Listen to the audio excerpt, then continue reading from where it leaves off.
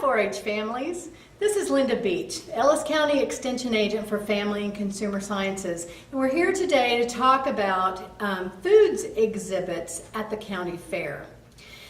I've got a lot of things to show you and a lot of things to talk about, but you know, much of the information that you are going to hear today is in our official Ellis County Fair book, or it can be found in some other resources that we will mention as we have a chance. First thing that is always important and needs to be done when you're thinking about exhibiting foods at a fair is to read the rules. Believe it or not, these things do change now and then, and we do write in some different rules, some different guidelines. One of the things that's new for 2017 is that 4-Hers will be entering only in 2 age categories. So be sure that you find the age category where you fit as you're planning your pre-entries for the Ellis County Fair. And read these rules. You've got a page and a half to start with. You've got another half a page for food preservation if you are a food preservation exhibitor. So make sure you know what the rules say. And there's some really good information that we will talk about a little more. One of the things that I think is really important is to remember that everything that comes to the fair needs to be on a disposable plate or in a disposable pan if it's in those non-perishable categories. Many of the things that are perishable might be things that are hot, maybe things that are cold. Those will go home with you, and so we don't want to tell you how you need to repackage those, but certainly non-perishable classes need to come in on disposable items. And those the item that you choose needs to be big enough to comfortably fit the item that we're going to be exhibiting. For example, just a couple of things I wanted to show you. This is a nice plain white plate. It's the styrofoam kind that doesn't show any grease stains, but look, it is so slanted that we've really only got this little small, approximately 6-inch space on the inside. This is a very small plate, and you know, really, that's about all that we could put in this one as we're choosing our display item. The other thing I want you to notice is take a look at these 2 different paper plates that I could choose. Which one of these is going to show my foods off to their best advantage, and which one is going to draw attention as much to the plate as to the food items itself? Let's choose ones that are as plain as possible. You don't have to go out and spend a fortune, but if you've got a choice, choose one that's plainer and that will be easy for the judge to be able to really see your items. The other thing I wanted to mention is that while these inexpensive, just dry paper plates are easy to come by, they don't cost very much, these are the kind that show the grease spots pretty badly as food exhibits sit on them for very long. So if you've got a really rich product, something that's got peanut butter in it or a lot of chocolate, you may want to make sure you've got a plate that's got a slick or a grease-proof finish on it so that it gives you a better looking exhibit. Also, when we're thinking about disposable pans, you could bring a coffee cake or a cornbread or a fruit cobbler in a disposable pan. Pie plates, of course, can be disposable aluminum as well. But you know what? Trying to get the bottom crust done in a shiny aluminum pan is really tough. So here's a tip from a judge. As you're baking this pie in your disposable pan, put that either in another dark metal pan, set it down in your glass or ceramic pan, put it on a dark colored cookie sheet or a stone, baking stone, something that will bring the heat to the bottom center of that pie so that that bottom pie crust gets done for you.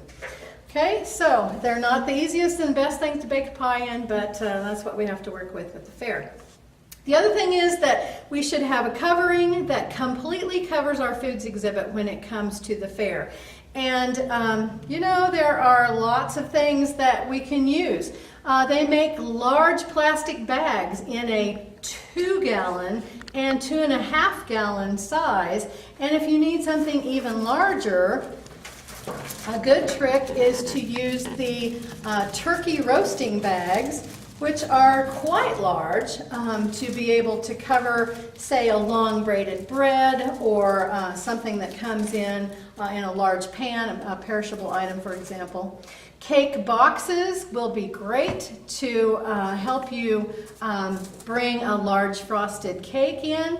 It does need to be in a container when it or in a cover when it comes to the fair.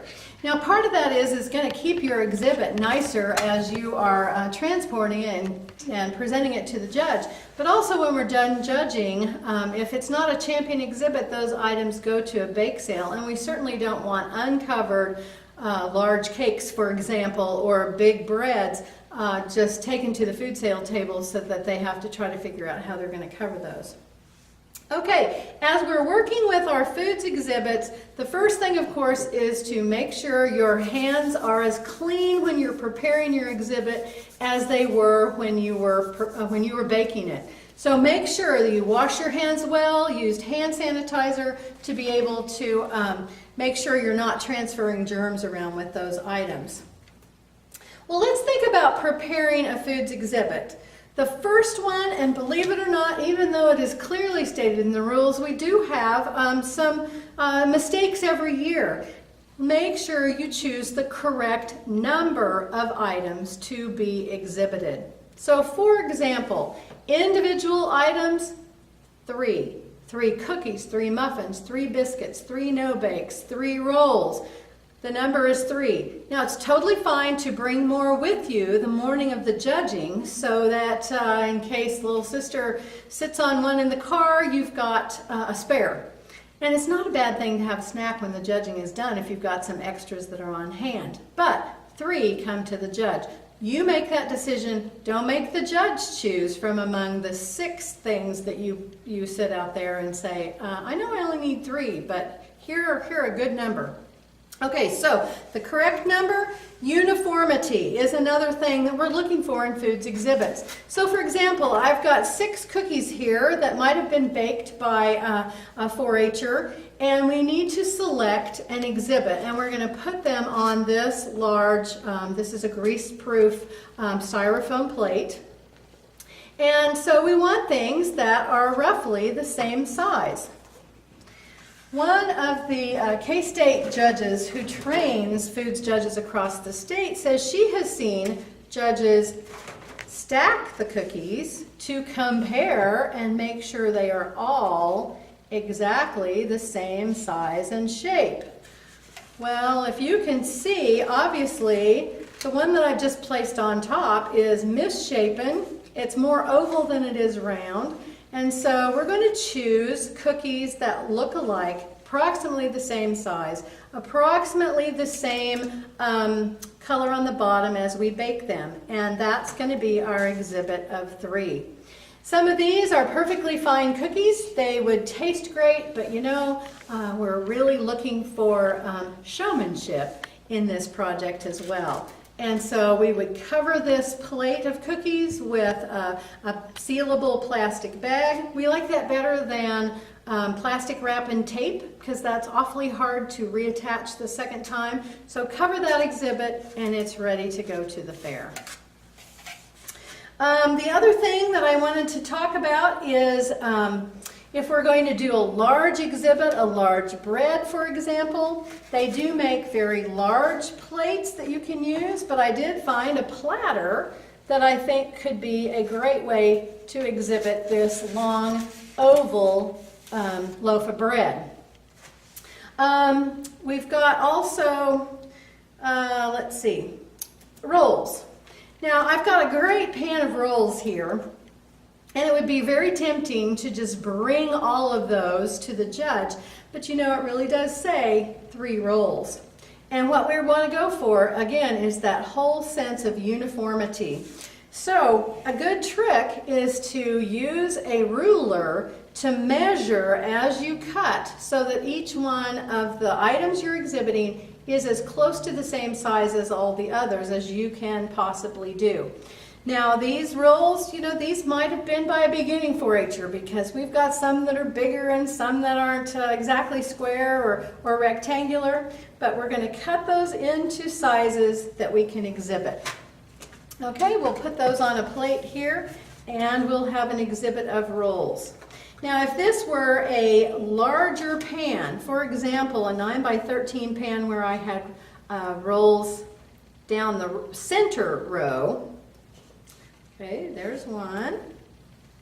I do recommend that we cut the rolls out of the center instead of having the crust edge on the edge of some of them and not on the others. Okay, where is a bread product going to be baked the brownest? Where is it going to be the firmest? It's going to be on that outside crust. So if you can, cut it right out of the center.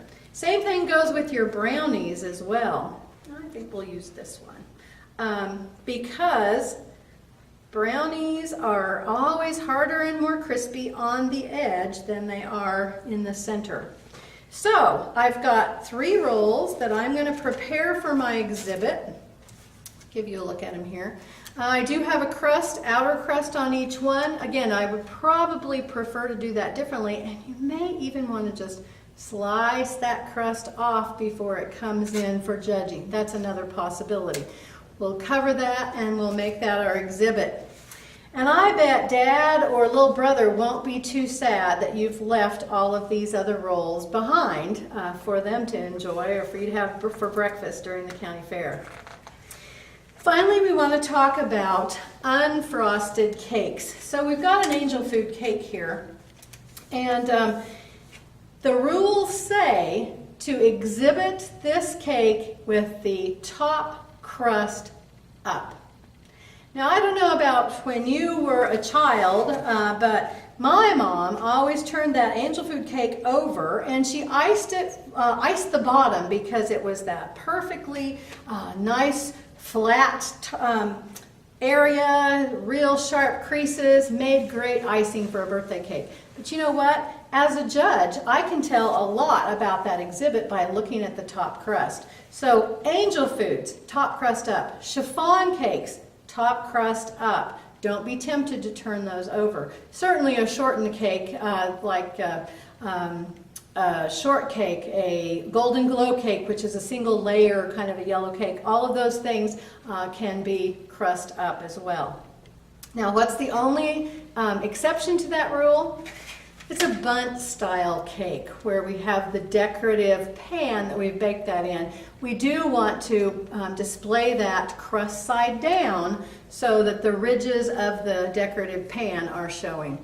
You know, you can do some really neat things are available on the market to be able to display those large cakes. These happen to come in a multi-pack, and they're nice waxed cardboard, very rigid, so you'll have a nice way that you can display those large cakes.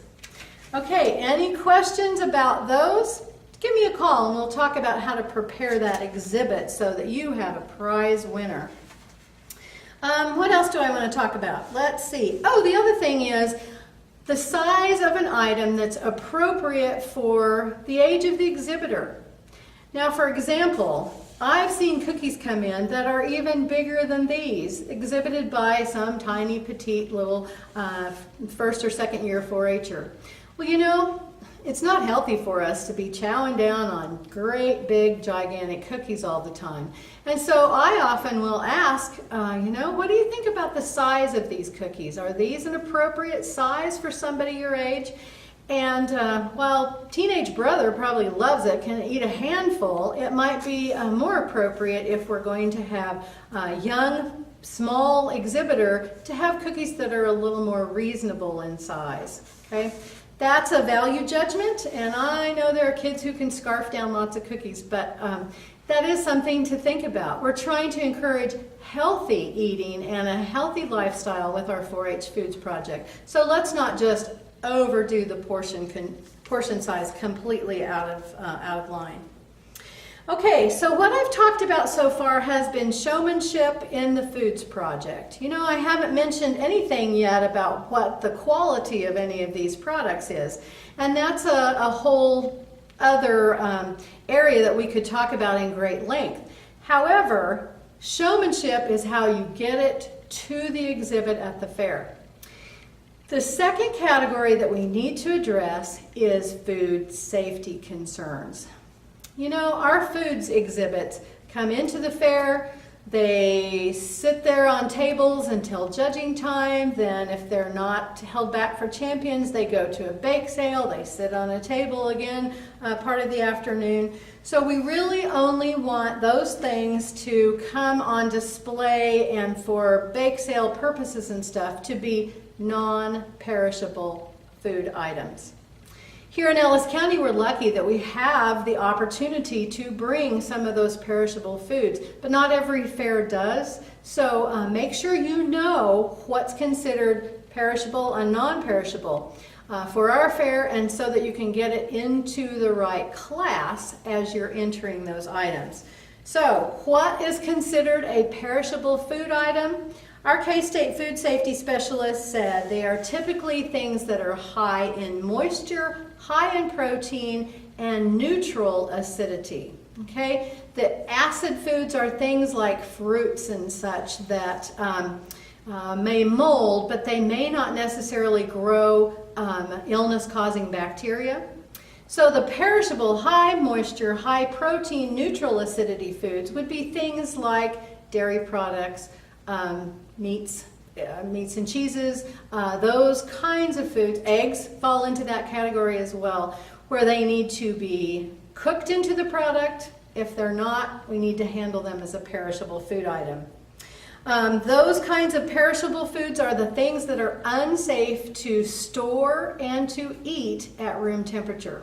So think about a cheesecake. You know, everybody loves cheesecake, but you're not going to just slide that to the back of the counter and let that sit there for 2 or 3 days while you finish the last pieces. No, that needs to be stored in the refrigerator so that it doesn't spoil or it doesn't make you sick.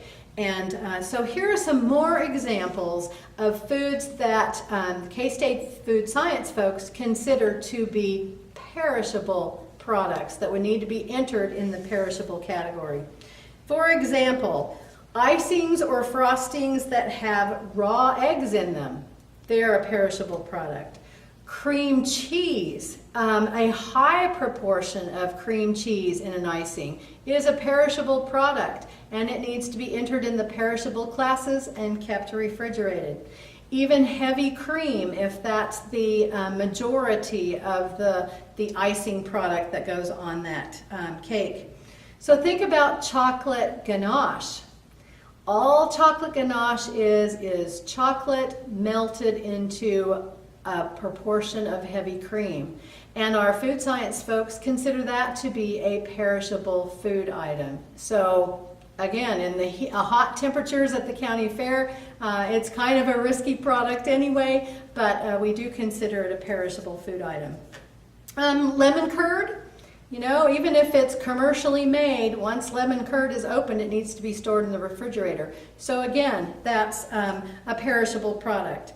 Any high dairy fillings or frostings, things like the cream cheese swirl in a pumpkin roll or in the cream cheese in marbled brownies, that's a perishable food item. Of course, the cheesecake, cream pies, custard fillings, even fresh fruit and vegetable garnishes are considered perishable items. So if you've done everything as a non-perishable product and then you pop a strawberry on top, that becomes a perishable food product. And it would have to be stored in the refrigerator to keep that strawberry looking good and keep it from spoiling. The other thing that we want to think about are bread or cakes baked in a jar. Please don't do that for a couple of reasons. First of all, the jar manufacturers do not recommend using their jars in the dry heat of an oven. So we don't want to do that first because the manufacturer says so. But second, there are some instructions that tell you to actually put a lid on and try to seal that bread or cake in a jar. You know, cakes and breads are low acid foods. They are a botulism growth concern, and so it's important to not have that in a sealed environment. Breads and cakes in a jar are not safe, so let's not do that. Friendship starter full of milk. Do you know that's another item that our food safety specialists are concerned about? So if you've made a friendship type cake or bread and it had milk in it and was fermented on the counter and not in the refrigerator, that can be a hazardous product. If you want to use friendship starter with milk, it needs to ferment in the refrigerator at all times, or otherwise choose a more sourdough style starter that uses water. A couple of other last reminders. We do not accept alcohol in 4-H entries, either in the baked food exhibit categories or in the gift baskets, so no alcohol in those products. Even if they're baked, science tells us now that alcohol doesn't all bake off. It depends on how long or how short it was in the oven, that sort of thing. And the other thing is no bacon or meat ingredients in your non-perishable food items. You can use those shelf-stable bacon bits or small bacon crumbles if you want to do that. Otherwise, foods that have pepperonis or salami chopped up in them, bacon crumbled in or on top, those things would be disqualified because they're not safe to bring to the fair, bringing those meat products. Non-perishable foods, the kind of things we can exhibit, have the dairy products, the eggs, fully incorporated into the batter and thoroughly baked as part of the product. That's the difference. If it's in a stripe of a filling, it can be perishable. If it's mixed into the batter, we would call that non-perishable. They also classify fruit and pecan pies as non-perishable foods. And if you've got hard cheeses like cheddar cheese in small pieces in, say, a cheese biscuit or a cheese bread, those can be exhibited at the state fair. We would consider them non-perishable. But, they do sour fairly quickly, I've noticed, so you'll want to take care of that. Finally, a note about icings. If your icing has a high proportion of dairy product, cream cheese, or like a whole stick of butter, that is something we would consider as a perishable product that would need to be refrigerated.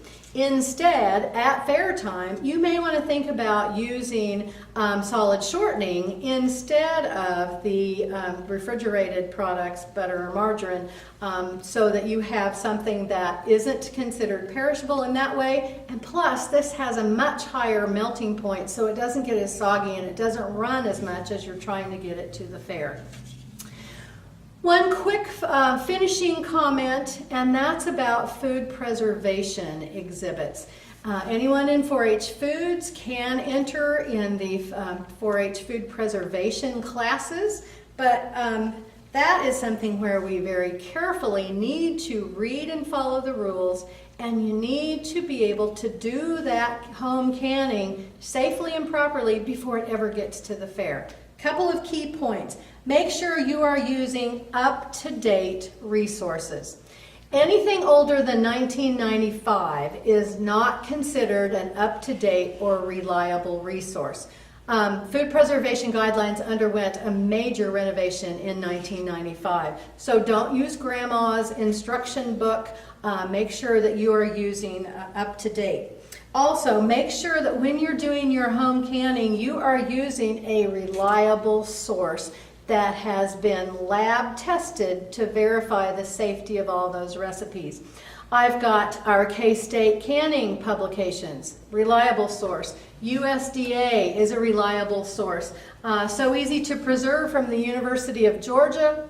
Basically any university source is considered a reliable source. And also the Ball Blue Book, the Ball canning things from that company are considered a reliable source because they do test their recipes as well. Have you heard me mention any of those internet sharing sites as reliable sources? No. It's because anybody from anywhere can share or post a recipe. You don't know where it came from. You don't know if it's been tested. Someone may have just made it up in their kitchen and it may not be safe.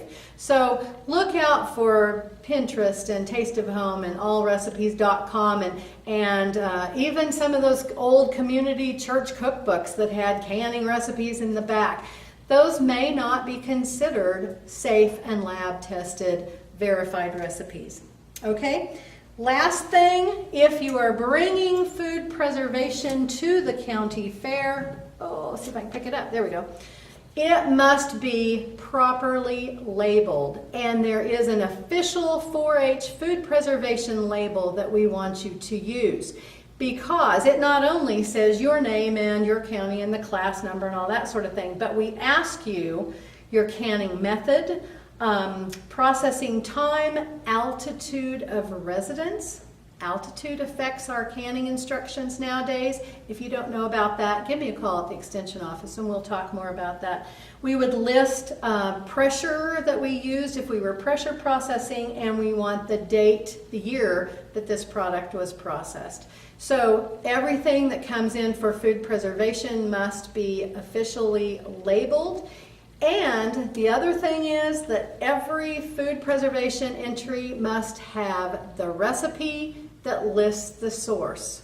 Now, why on earth do we do that when we don't do that with any of these other baked goods?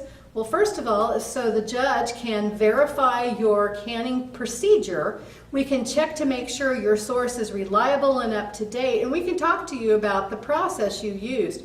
If you just come in with one jar and say, okay, here it is, this is a potential disqualification kind of a problem, because that judge can't adequately evaluate what you've done, the process you've used. You might have a beautiful jar of apricot jam, but until that judge knows that it was preserved safely to start with, they may not even want to judge it. Okay, so it's becoming very much of a stickler on those kinds of things.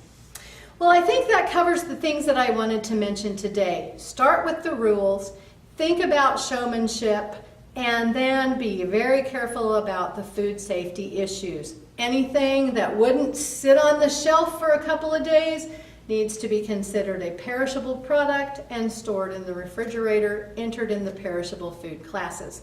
If you've got questions about a recipe and you can't decide which category it fits in, please give us a call here at the Extension office. We'll be glad to help you make some of those decisions.